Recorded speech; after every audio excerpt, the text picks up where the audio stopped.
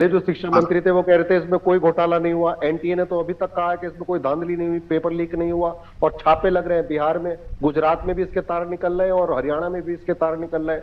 हरियाणा में तो एक ही सेंटर है जिसमें से 6 से 7 बच्चों के, जिन 6 से 7 बच्चों ने टॉप किया है, वो बीजेपी से संबंधित नेता का है। तो बहुत सारी चीजें हैं और यहाँ पे स्टेट पुलिस कार्रवाई कर रही है, जबकि टेस्ट केंद्र सरकार ने लिया है।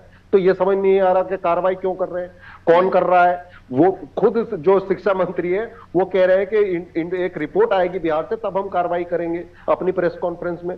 तो ये शर्मसार है कि इस तरह के हमारे शिक्षा मंत्री हैं। पहले तो उनको इस्तीफा देना चाहिए अगर उनसे कुछ नहीं हो रहा है तो।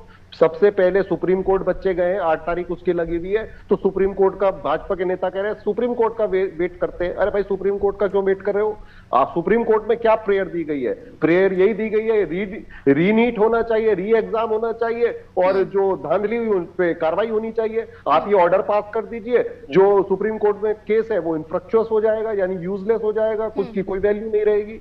तो भाजपा के लोग केवल देश को गुमराह कर रहे हैं और 24 लाख बच्चों का भविष्य अधर में लटका है।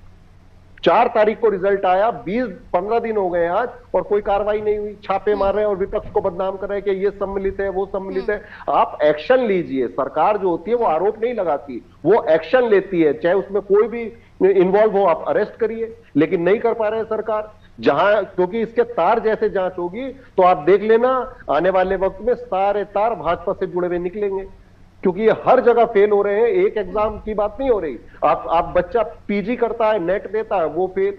इधर आरओ एआरओ सारे एग्जाम फेल। यूपी में तो ये हो गया, यूपी में 60 लाख भर्ती अभ्यर्थियों ने फॉर्म भरा था पुलिस का, उसने जो कंपनी ने जो टेस्ट कराया था वो गुजरात की थी, अहमदाबाद की थी, उसका मालिक अमेरिका भाग गया। योगी जी बैठे रह गए, इनको भगा कौन रहा है? तो कहने का मतलब यह है, भाजपा ना पढ़ने देना चाहती है, ना खुद पढ़े, ना दूसरों को पढ़ने देंगे, ना काम करने देंगे।